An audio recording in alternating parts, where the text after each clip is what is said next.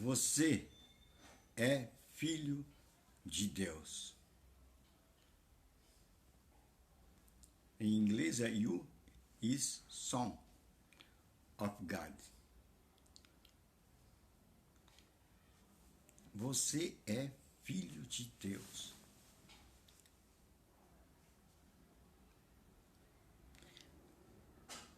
Ao colocar isto, a marca que tem e que fica patente é o lado espiritual. Você é filho de Deus. Isso está dizendo que a graça te resgatou, que você foi resgatado pela graça de Deus.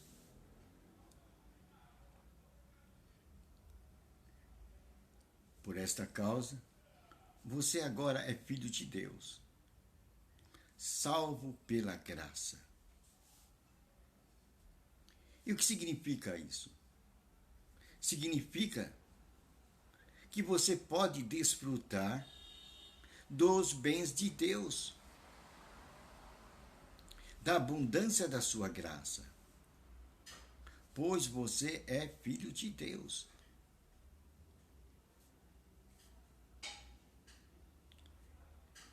Você pode desfrutar da liberdade dos filhos de Deus.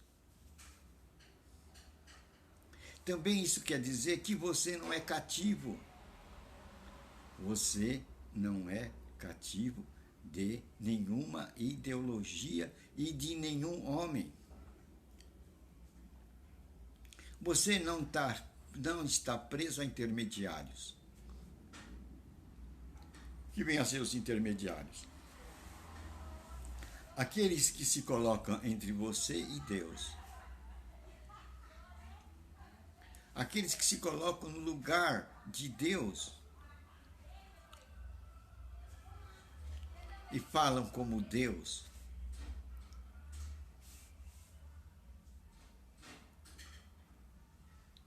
E às vezes se põem no lugar de Deus. E chamam você de filho.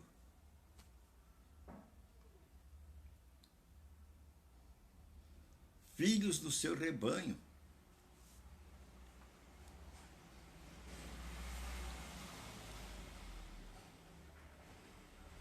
Uma condição dessa nos deixa submissos a este que nos chama como Pai.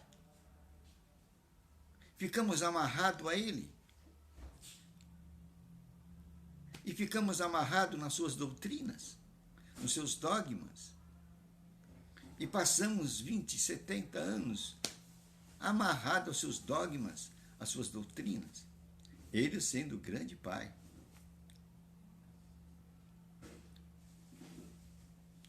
Estamos nos apoiando desta maneira em homens. Esquecemos a graça que é abundante, que é sobre todos. A graça de Deus,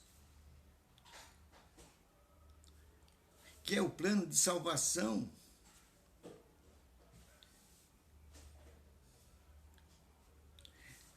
E assim perdemos a graça, porque confiamos no quê? Nos homens. Naqueles que se põem no lugar de Deus, nos intermediários. E cremos nas suas doutrinas. Ficamos hipnotizados pelos seus sermões, pelas suas homilhas. E chamamos eles de você é o nosso Pai. Sendo que a Escritura diz, a ninguém chameis por Pai. Porque se só tem um Pai, é Deus. E assim perdemos de andar na graça, de andar como filhos de Deus. Nós perdemos a posição de andarmos como filhos de Deus nesse mundo, porque andamos nas doutrinas dos intermediários, daqueles que se colocam no lugar de Deus e falam a palavra de Deus.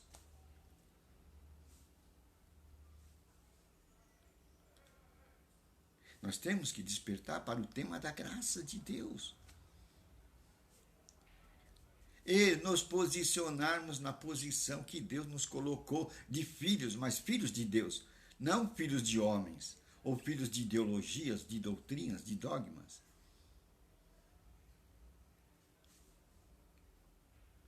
Porque Deus amou o mundo. Deus amou o mundo. Deus não amou a igreja, a denominação. Deus amou o mundo. Olha o tema do amor de Deus aí. Dá para perceber? E quem ele ama? Qual é o sujeito que Deus ama? O mundo. E isso inclui a mim, inclui você. Isso nos engloba a todos. Isso está dizendo que Deus nos ama. E quando Deus diz que ama, Deus não é mentiroso. Ele ama. E Deus amou o mundo de tal maneira que ele deu seu Filho unigênito para que todo aquele que nele crê no Filho unigênito, não morra, mas tenha vida eterna. É isso que Deus quer nos dar. Pelo exercício da fé. Em quem? Fé em Jesus Cristo. Assim ganharemos a vida eterna. A vida eterna é algo que é ganhado. E só tem uma maneira de se ganhar a vida eterna: crendo em Jesus Cristo. E isto é produto do quê? A causa fundamental é o amor de Deus. Este é o programa da salvação. Deus nos amou, que criou um instrumento.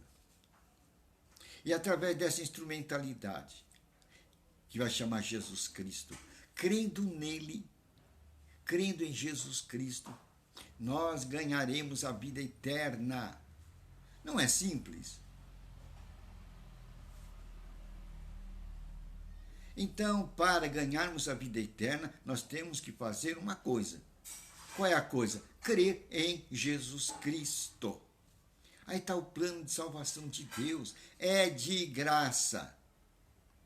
Ele amou o mundo, quer dizer, ele amou a todos e deu a todos a salvação. Pelo ato unicamente de crer em Jesus Cristo. Isso é a graça de Deus. Isso não é obra de homens. Isso não é obra de intelectualidade de homens. Isto é produto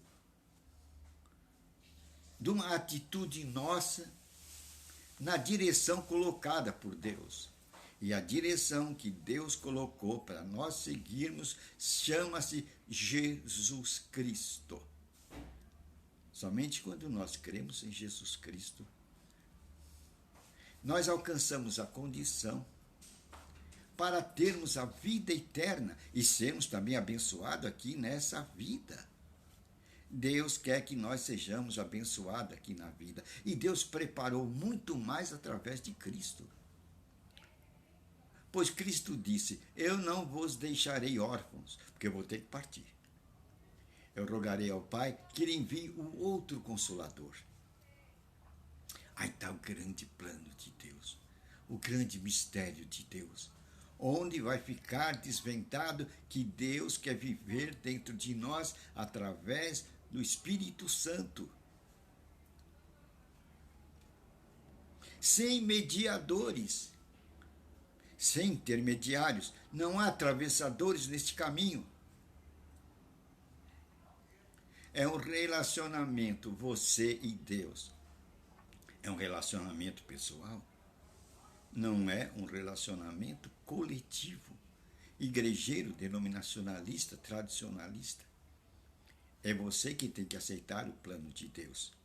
E o plano de Deus é muito simples, pois tudo que Deus faz é simples. Crer somente em Jesus Cristo. É aí. Então a salvação, segundo o plano de Deus, está baseada num elemento. Este elemento chama-se Jesus Cristo. Daí Jesus Cristo ser o nosso Salvador. É plano de Deus. Não existe outro caminho para alcançarmos a vida eterna. Somente através de Jesus Cristo. Unicamente através de Jesus Cristo. Por isso que ele disse: eu sou o caminho. Eu sou a verdade. Eu sou a vida. Se você quer encontrar o caminho, a direção aqui na vida, se você quer encontrar a verdade, só existe um caminho: Jesus Cristo. Este é o plano de Deus. E é uma atitude pessoal, não é coletiva. É você que decide, sim ou não. Vou seguir o plano de Deus ou não. E aí você vai definir a sua condição. Vou ser mortal ou vou ser imortal? Pois a imortalidade você só vai conseguir através de um instrumento. Eu estou falando da imortalidade. Imortalidade quer dizer vida eterna. A vida eterna você só vai conseguir através de um instrumento colocado por Deus, no plano de Deus. E esse instrumento chama-se Jesus Cristo, o nosso Salvador. Se você quer vida eterna, se você quer sair da sepultura e ter um espírito de ressurreição, você só pode conseguir esse espírito de ressurreição única, exclusivamente, crendo em Jesus Cristo. Aí está o plano de salvação. Não tem intermediários nessa negociação. É você e Deus. E a atitude é crer e ganhar a vida eterna. Ou não crer e tornar-se imortal. Não se levantar dos mortos. Se tornar pó e cair no esquecimento para sempre. E neste caminho não tem intermediário. Deus trata com o ser humano como pessoa. Esse é o modo de Deus tratar com o ser humano, como pessoa, como indivíduo. A decisão é pessoal, a decisão é individual. Você decide. Não é coletiva, não é institucionalista, não tem rótulos. Deus não salva templos, Deus não salva igrejas, Deus salva pessoas. Quando a pessoa cumpre os seus desígnios, quando a pessoa entra no seu plano de salvação. É um relacionamento você e seu Deus, não tem também intermediário.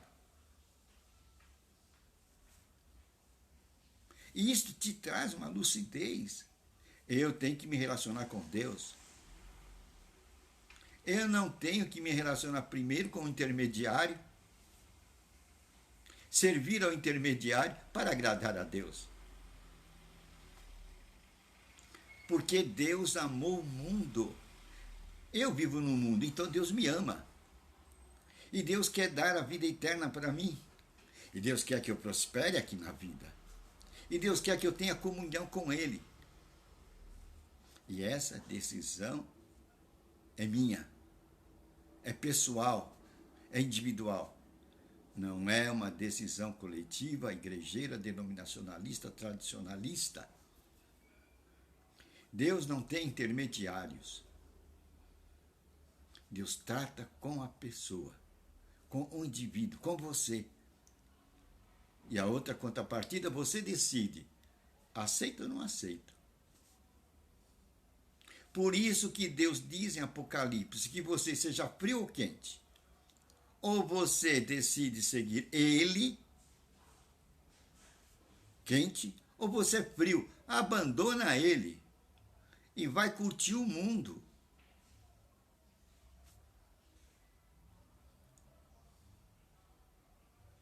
A decisão é pessoal. E não tem intermediário no meio. É um relacionamento pessoal com Deus.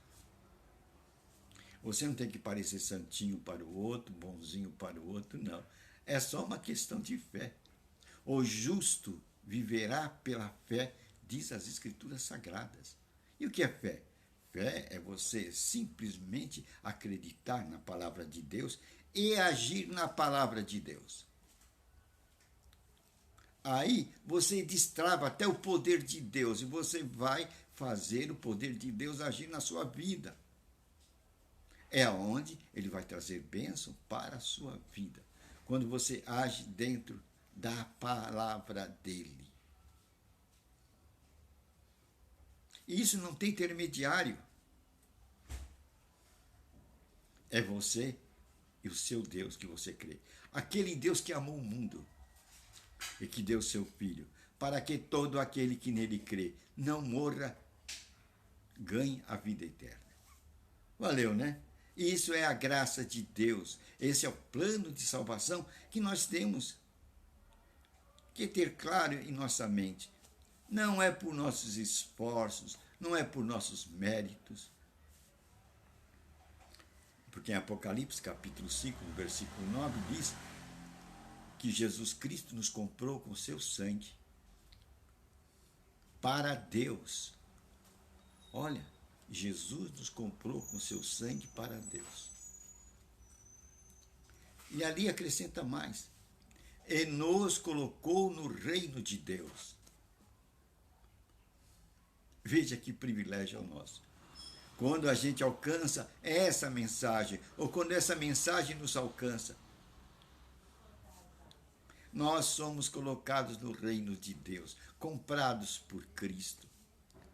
E por causa disso, recebemos o Espírito Santo. E esse Espírito clama dentro de nós, Abba Pai, Pai querido, Paizinho. Esse Espírito testifica em nosso coração que nós somos filhos de Deus. Daí sermos filhos de Deus, pois temos o Espírito Santo, o Espírito de Deus fazendo morada dentro de nós. Já pensou?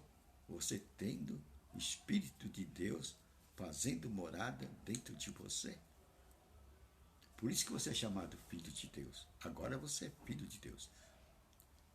E agora você vai ser dirigido pelo Espírito de Deus. Pois escrito está, os filhos de Deus, note bem, os filhos de Deus, quem são? São os dirigidos pelo Espírito de Deus. Olha, talvez você não pegou, eu falei rápido. Os filhos de Deus são os dirigidos pelo Espírito de Deus. Não são os dirigidos por dogmas, doutrinas de homens. Classificações de teólogos. Não. Doutrinas de teólogos, dogmas de teólogos. Não. Esse vai produzir o religioso. Mas os filhos de Deus são dirigidos pelo Espírito de Deus. Em Romanos, no capítulo 8, no versículo 9, diz: a natureza espera com grande expectação o aparecimento dos filhos de Deus. O quê? Acho que eu falei rápido, né? A natureza espera com grande expectativa, o quê? O aparecimento dos filhos de Deus. Agora nós vimos quem são os filhos de Deus. São aqueles dirigidos pelo Espírito de Deus. E isto é a graça. Este é o plano de salvação, onde não há intermediário entre Deus e o homem. Agora Deus quer se alinhar com você. Deus quer viver através do seu Espírito dentro de você. E quer com isto abençoar você, abençoar teu corpo, abençoar tua família, e você seja uma bênção para os teus vizinhos. Por isso Jesus disse: eu vos dou poder sobre toda a força do mal. No meu nome você vai curar enfermo e vai expulsar demônios. E nesse Apocalipse, no capítulo 5, no versículo 10, vai mostrar como Deus te vê. Lá diz que você é sacerdote. É assim que Deus diz. É assim que Deus te vê, como sacerdote. O religioso diz que você é leigo. É assim que te vê o religioso, como leigo. mas Deus te vê como sacerdote. E vamos lembrar que você é sacerdote. Vamos lembrar o que Jesus disse: eu te dou autoridade sobre toda a força do mal, e mal algum vai te fazer mal. No meu nome você vai curar enfermos, vai expulsar demônios, e passarão o céu e a terra, as minhas palavras não passarão. Magnífico plano de salvação de Deus, né? Tá vendo? Você não tem intermediário. Homens que se colocam no lugar de Deus e falam como Deus, e emitem a palavra de Deus, e que mantém você nas suas rédeas, e que você tem que chamá-los de pai. Na Bíblia fala, não chame ninguém de pai. Pode ler os evangelhos para você ver. Pai, você tem um Deus. E Deus amou o mundo. E você está no mundo, ele amou você. De tal maneira que ele deu seu Filho, para que todo aquele que nele crê não morra, não fique ali na sepultura para sempre, mas receba a vida eterna. Receba o Espírito de ressurreição. Aí está o plano de salvação, a graça. E dentro da graça, nós vamos ver, num aspecto mais profundo, que Deus, através do seu Espírito, quer habitar dentro de você. E quando ele habita dentro de você, o Espírito tem o poder de produzir a matéria. De tal maneira, se faltar um órgão, o Espírito tem o poder de produzir esse órgão dentro de você. E tudo isso é feito com a matéria da fé. E nós definimos, fé é simples. É tão somente cremos na palavra de Deus. Eu estou falando aqui, Deus, sem dúvida alguma, está trabalhando em você. Ele está dando um recado dentro do seu coração. Segura esse recado que ele está falando no seu coração. Essa é a voz do Espírito Santo. Não são as minhas palavras, mas aquele recado que vem na sua mente. Acredite, segura. Batalha com ela. Persevera. E você vai ver a vitória final. Vamos ao poder de Deus agora, sacerdotes. Em nome de Jesus Cristo, agora eu digo. Você é espírito de enfermidade, você é espírito de morte. Você sai dos nossos corpos, da cabeça à planta dos nossos pés. Sai das nossas peles. Todo espírito de inflamação, todo espírito de morte, enfermidade e doença. Sai dos nossos órgãos internos. Todo espírito de inflamação, toda doença, no poderoso nome de Jesus Cristo. Sai do aparelho urinário, digestivo, circulatório, bucal, visual, ouvidos, pés, mãos, braços e pernas. Em nome de Jesus Cristo. Você sai também de nossa mente, espírito nervoso, ira, rancor, mágoa, tristeza, depressão, angústia. Em nome de Jesus Cristo. Você sai também de nossos países e de nossa vida. Esse espírito de pobreza, esse espírito de miséria, de desgraça e de dívida. Sai de nossa vida no poderoso nome de Jesus Cristo. Vamos segurar essa palavra. Agora, conhecereis a verdade. Ela é revelada pelo Espírito Santo. Quando você lê as Escrituras. E você vai andar na liberdade dos filhos de Deus. Amém.